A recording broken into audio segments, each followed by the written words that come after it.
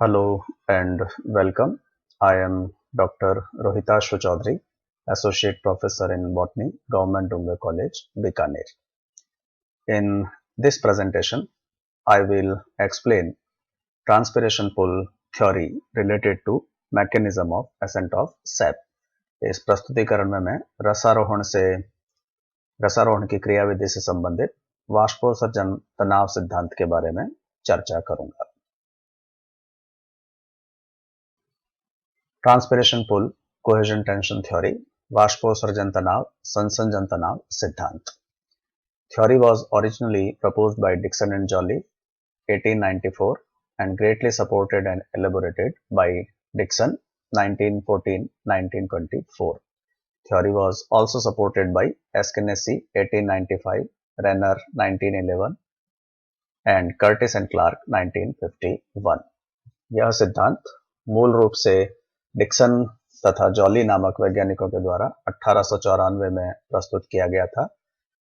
इसका समर्थन तथा विस्तार डिक्सन द्वारा 1914 और 1924 में किया गया।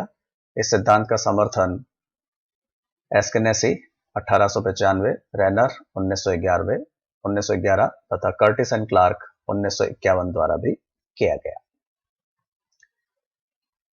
The main features of this theory are as follows. इस सिद्धांत के मुख्य बिंदु निम्न प्रकार से हैं।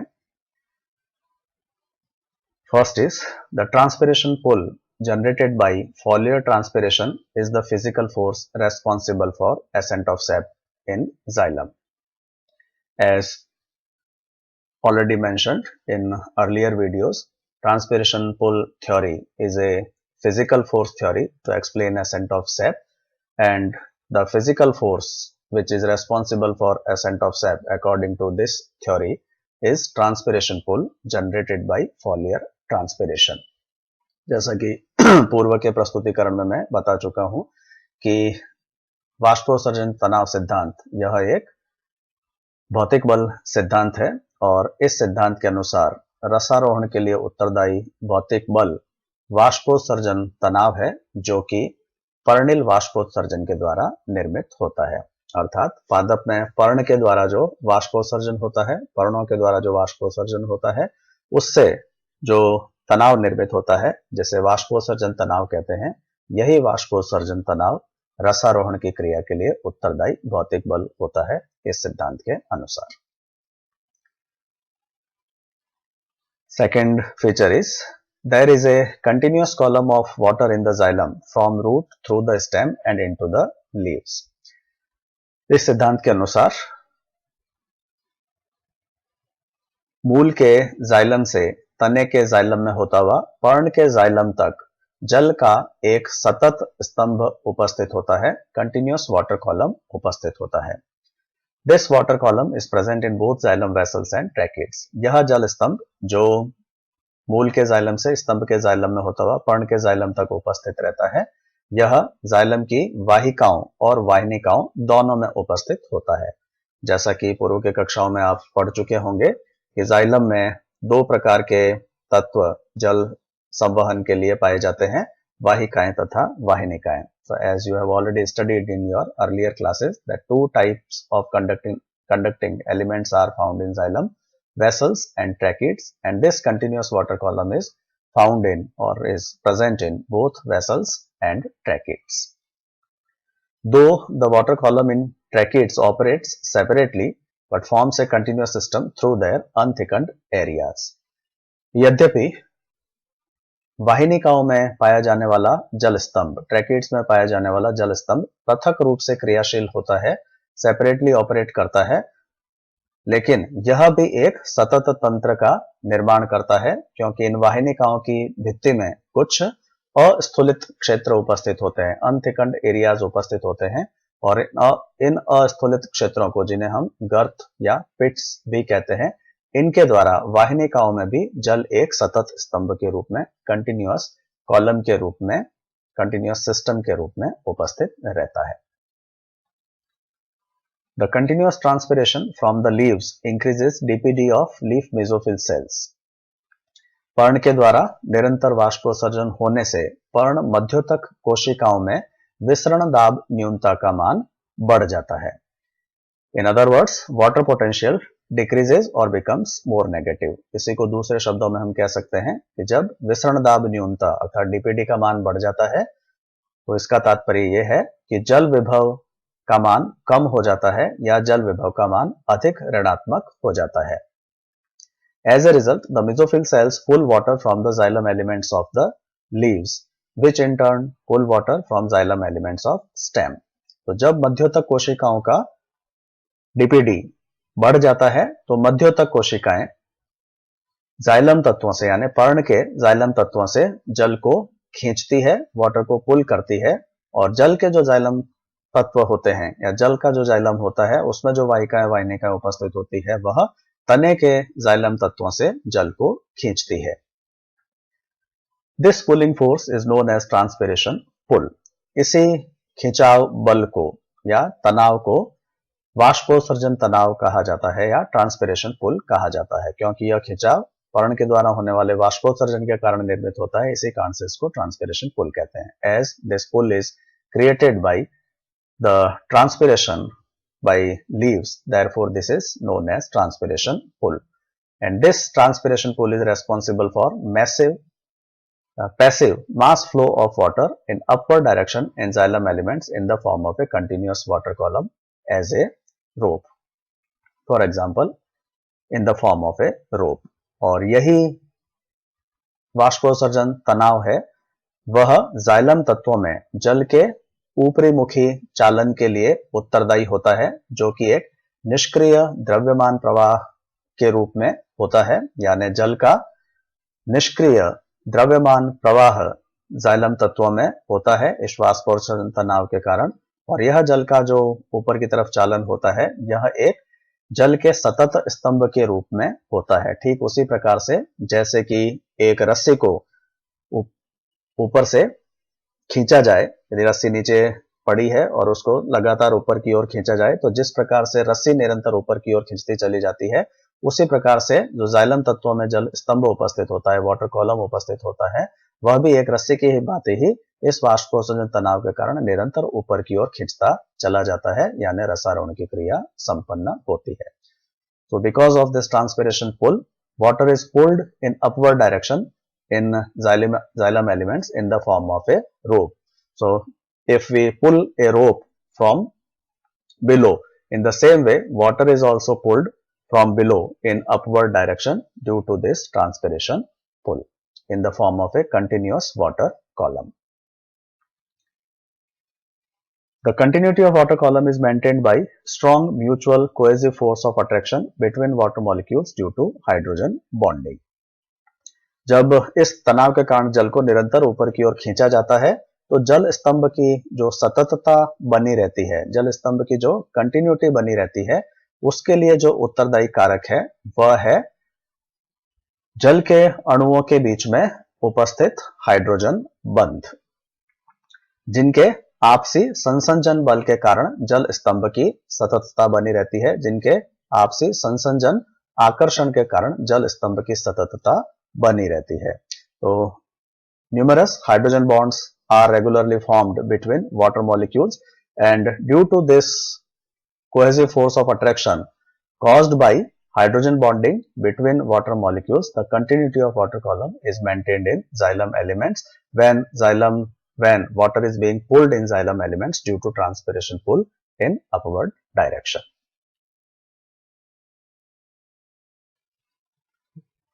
इस चित्र में इस संपूर्ण प्रक्रिया को समझाया गया है। The complete process has been explained in this diagram. In this diagram, this is representation of a leaf. यहाँ पर एक पर्ण को प्रदर्शित किया गया है। यह पर्ण की ऊपरी अधिचम है।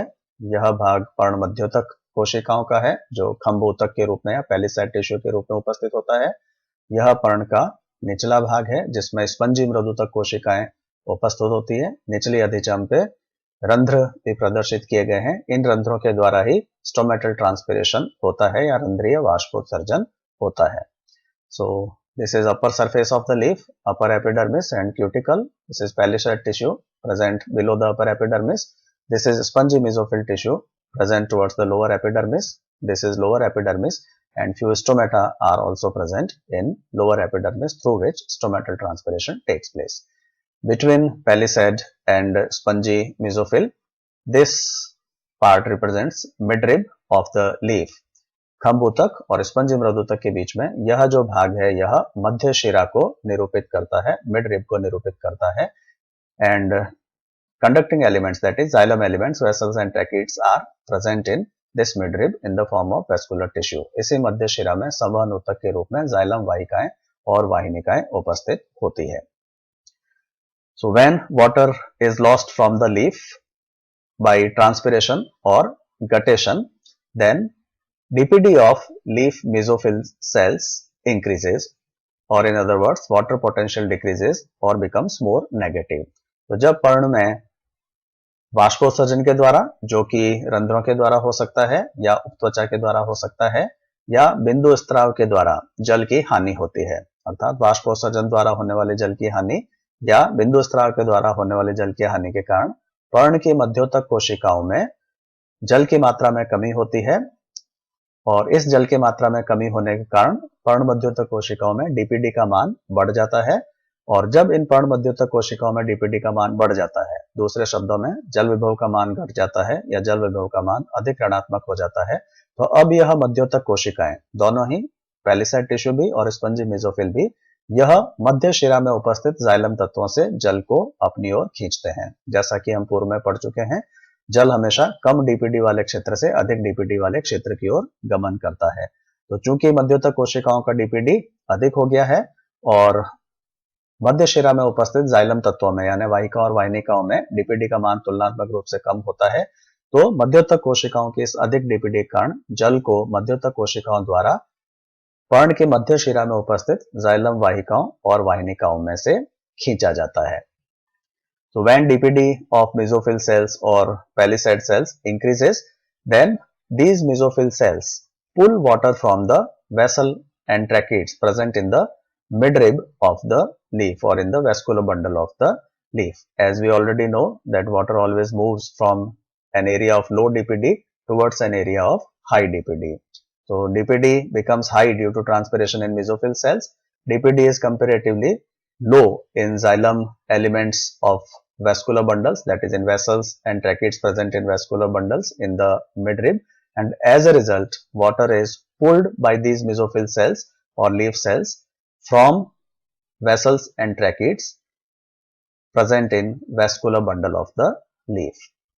So when water enters from vessels and tracheids of leaf vascular bundles into the leaf mesophyll cells, then DPD of these vessels and tracheids in leaf vascular bundles also increases in comparison to the DPD in xylem elements of the stem.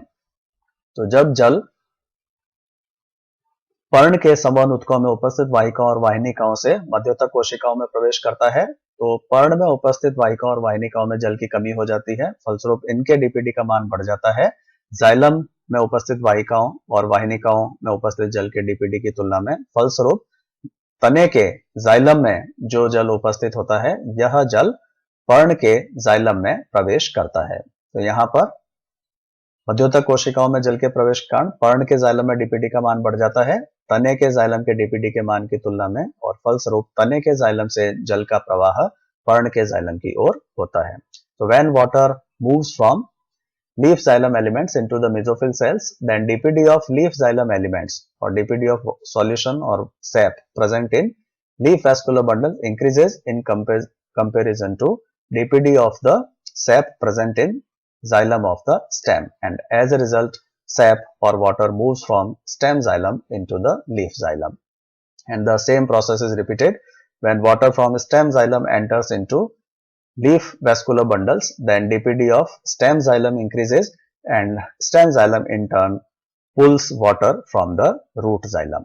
तो जब तने के xylem से जल पर्ण के xylem में प्रवेश करता है, तो तने के जाइलम में जल की कमी होने से तने के जाइलम में जल के डीपीडी का मान बढ़ जाता है, या जाइलम में जो सैप उपस्थित है उसके डीपीडी का मान बढ़ जाता है, और इस कारण से तने में जो जाइलम में जाइलम रस उपस्थित होता है, इसके द्वारा मूल के जाइलम से रस को ऊपर की ओर खींचा जाता है इस तनाव के कारण. तो यह संपूर्ण प्रक्रिया जो चलती है, सर्वप्रथम वाष्पोत्सर्जन तनाव का निर्माण पर्णमध्योतक कोशिकाओं में होता है। यहाँ से यह तनाव पर्ण के संवहन पूल में स्थानांतरित होता है, वहां से तने के जाइलम में स्थानांतरित होता है और वहां से मूल के जाइलम में स्थानांतरित होता है। और इसी वाष्पोत्सर्जन तनाव के द्वारा निरंतर जल मूल के जाइलम से तने के जाइलम में से होता हुआ अंततः पर्ण के जाइलम तक पहुंचता है। चूंकि इस तनाव के लिए वाष्पोत्सर्जन की क्रिया उत्तरदायी है, इसीलिए इस पुल को ट्रांसपिरेशन पुल कहा जाता है और इसी को रसारोहण की क्रिया के लिए उत्तरदायी माना जाता है।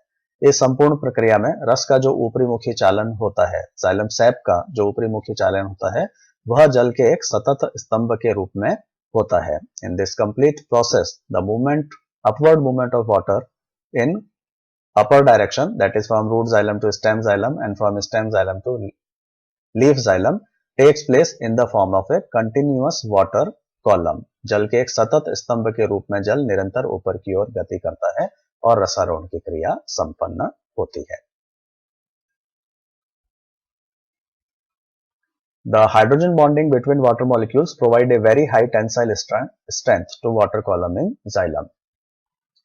जल के अणुओं के बीच में जो हाइड्रोजन बंध उपस्थित होते हैं, यह हाइड्रोजन बंध जाइलम में उपस्थित जल स्तंभ को एक अत्यधिक तनन सामर्थ्य प्रदान करते हैं, खिंचाव को झेलने की शक्ति प्रदान करते हैं या खिंचाव को सहन करने की शक्ति प्रदान करते हैं। इस खिंचाव को सहन करने की शक्ति को ही तनन सामर्थ्य कहा जाता है या टेंसाइल स्ट्रेंथ कहा जाता है। तो जिस प्रकार से एक रबर बैंड होता है, रबर बैंड को यदि हम खींचते हैं तो वह उस खिंचाव के साथ एक सीमा तक खींचता चला जाता है। तो इस खिंचाव को सहन करने की जो क्षमता रबर बैंड में होती है, ठीक उसी प्रकार की क्षमता जाइलम में उपस्थित जल स्तंभ में भी इस खिंचाव को सहन करने की क्षमता होती है, जिसे वाटर कॉलम की टेंसाइल स्ट्रेंथ कहा जाता है या तनन सामर्थ्य कहा जाता है। और यह टेंसाइल स्ट्रेंथ जो होती है वह हाइड्रोजन बंधों के कारण होती है। This tensile strength of water column is due to presence of hydrogen bonds between the water molecules.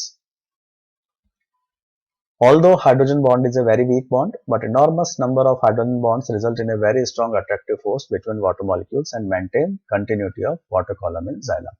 यद्यपि हाइड्रोजन बंध एक दुर्बल बंध होता है, वीक बॉन्ड होता है, लेकिन जल के अणुओं के बीच में हाइड्रोजन बंधों की अत्यधिक संख्या के कारण यह दुर्बल बंध होते हुए भी एक अत्यंत मजबूत आकर्षण बल में परिवर्तित हो जाता है, स्ट्रॉन्ग अट्रैक्टिव फोर्स के रूप में कार्य करता है और जल स्तंभ की सततता को बनाए रखता है, वाटर कॉलम की कंटिन्यूटी को जाइलम में बनाए रखता है।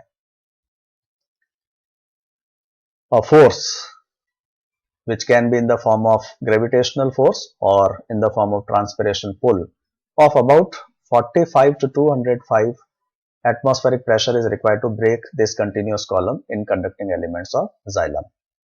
तो यदि हम इस तनन सामर्थ्य टेंसाइल स्ट्रेंथ की सीमा के बारे में सोचें, इसकी लिमिट के बारे में सोचें, तो 45 वायुमंडलीय दाब से 205 वायुमंडलीय दाब का बल आवश्यक होता है।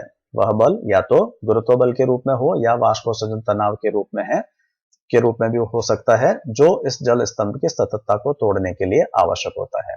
अर्थात इस जल स्तंभ की सततता केवल तभी टूटेगी जब वाष्पोत्सर्जन तनाव का मान 45 वायुमंडलीय दाब से अधिक हो जाता है। यदि वाष्पोत्सर्जन तनाव या गुरुत्व बल का मान 45 वायुमंडलीय दाब की तुलना में कम है, तो यह जल स्तंभ सतत बना रहता है, कंटिन्यूअस बना रहता है। तो a force beyond 45 to 205 atmospheric pressure is required to break this continuity of water column in conducting elements of xylem. The force of adhesion between water molecules and the walls of xylem elements further strengthens and ensures the continuity of water column in xylem. तो जल के अणुओं के बीच में यह जो संसंजन बल या संसंजन आकर्षण पाया जाता है हाइड्रोजन बॉन्ड्स के अलावा के रूप में, उसके अलावा जल स्तंभ की सततता जल के अणुओं और जाइलम तत्वों के कोशिका भित्ति में उपस्थित भित्ति पदार्थों के बीच आसंजन बल के कारण भी बनी रहती है। जाइलम तत्वों की कोशिका भित्ति में जलरागी पदार्थ या हाइड्रोफिलिक सब्सटेंसेस उपस्थित होते हैं। जल के अणु इनकी ओर आकर्षित होते हैं। जल के अणुओं और जाइलम तत्वों के कोशिका भित्ति पदार्थों के बीच में उपस्थित जाइलम की कोशिका भित्ति में उपस्थित पदार्थों के बीच में भी एक आकर्षण पाया जाता है जिसे आसंजन कहा जाता है या एडेशन कहा जाता है, एडेसिव अट्रैक्शन कहा जाता है। यह पूर्व में आप पढ़ चुके होंगे कि समान प्रकार के कणों के बीच में जो आकर्षण होता है उसे संसंजन कहा जाता है। The attractive force between similar molecules is called as cohesion, that is attraction between water molecules is therefore named as cohesion। तो इस कारण से जल के अणुओं के बीच में जो आकर्षण होता है उसे संसंजन कहते हैं, क्योंकि वह जल के अणुओं के बीच में ही है, समान प्रकार के अणुओं के बीच में है। इसी प्रकार से जब आकर्षण दो अलग अलग प्रकार के पदार्थों के बीच में पाया जाता है तो उसे एडेशन या आसंजन कहा जाता है। जैसा कि यहाँ हम देखते हैं कि जल के अणुओं के बीच में और कोशिका भित्ति में जो पदार्थ उपस्थित है उनके बीच में जो आकर्षण है, तो चूंकि दोनों पदार्थ अलग है, जल और कोशिका भित्ति में जो पदार्थ है उदाहरण के लिए सेलुलोज, तो इनके बीच का जो आकर्षण होता है उसको एडेशन कहा जाता है या आसंजन कहा जाता है। और यह आसंजन बल या आसंजन आकर्षण भी जाइलम तत्वों के अंदर जल स्तंभ की सततता को मजबूत बनाए रखने में या मेंटेन रखने में उत्तरदायी होता है या सहयोग करता है। A pull or tension of 1 atmosphere is sufficient to pull water to a height of about 10 metre. ऐसा माना जाता है कि एक वायुमंडलीय दाब के लगभग जो तनाव होता है या खिंचाव होता है उसके द्वारा जल 10 मीटर की ऊंचाई तक रसारोहित हो सकता है या 10 मीटर की ऊंचाई तक खींचा जा सकता है। Therefore, a tension of 10 to 20 atmosphere is sufficient to raise water to the top of tallest of the trees। तो इस कारण से हम ये कह सकते हैं 10 से 20 वायुमंडलीय दाब के बराबर यदि वाष्पोत्सर्जन तनाव निर्मित होता है, खिंचाव निर्मित होता है, तो इसके द्वारा सबसे लंबे जो पादप है उनके शीर्ष तक जल को आसानी से रसारोहित किया जा सकता है। जो अभी तक ज्ञात सबसे लंबे पादप है उनकी या लंबे वृक्ष हैं उनकी ऊंचाई लगभग 130 मीटर होती है। तो हम ये कह सकते हैं लगभग 13 वायुमंडलीय दाब का वाष्पोत्सर्जन तनाव यदि निर्मित होता है तो उससे 130 मीटर ऊंचाई तक के वृक्ष के शीर्ष तक जल का आसानी से रसारोहण किया जा सकता है। Thus, the pull required for ascent of sap even in tallest plants is much less than the tensile strength of water column। तो इस प्रकार से हम ये देख सकते हैं कि सबसे लंबे वृक्षों के शीर्ष तक जल का रसारोहण करने के लिए जो वाष्पोत्सर्जन तनाव का मान है वह जल स्तंभ की जो तनन सामर्थ्य है, टेंसाइल स्ट्रेंथ है, उसकी तुलना में बहुत कम है। अर्थात इस वाष्पोत्सर्जन तनाव के मान के द्वारा जल स्तंभ की सततता बनी रहेगी तथा जल स्तंभ की सततता टूटेगी नहीं, क्योंकि जल स्तंभ की कंटिन्यूटी या सततता को तोड़ने के लगभग कम से कम 45 वायुमंडलीय दाब के तनाव की आवश्यकता होगी या ट्रांसपिरेशन पुल की आवश्यकता होगी, जबकि सबसे ऊंचे वृक्ष में भी के शीर्ष तक भी जल को पहुंचाने के लिए केवल 130 मीटर की ऊंचाई तक केवल 13 वायुमंडलीय दाब की ही आवश्यकता होती है, जो कि 45 वायुमंडलीय दाब के मान से काफी कम है। तो हम ये कह सकते हैं कि जो भी वाष्पोत्सर्जन तनाव पादपों में या वृक्षों में निर्मित होता है वह जल स्तंभ की तनन सामर्थ्य से या टेंसाइल स्ट्रेंथ से बहुत कम होता है और इस कारण से जल स्तंभ की सततता ऊंचे वृक्षों में भी आसानी से बनी रहती है और रसारोहण की क्रिया संपन्न होती है। So this is all about transpiration pull theory। In next presentation I will explain evidences in support of this theory and objections raised against this theory। अगले प्रस्तुतिकरण में मैं इस सिद्धांत के समर्थन में दिए गए कुछ प्रमाणों के बारे में और कुछ आक्षेपों के बारे में बात करूंगा जो इस सिद्धांत के विरोध में दिए गए हैं। Thanks for watching.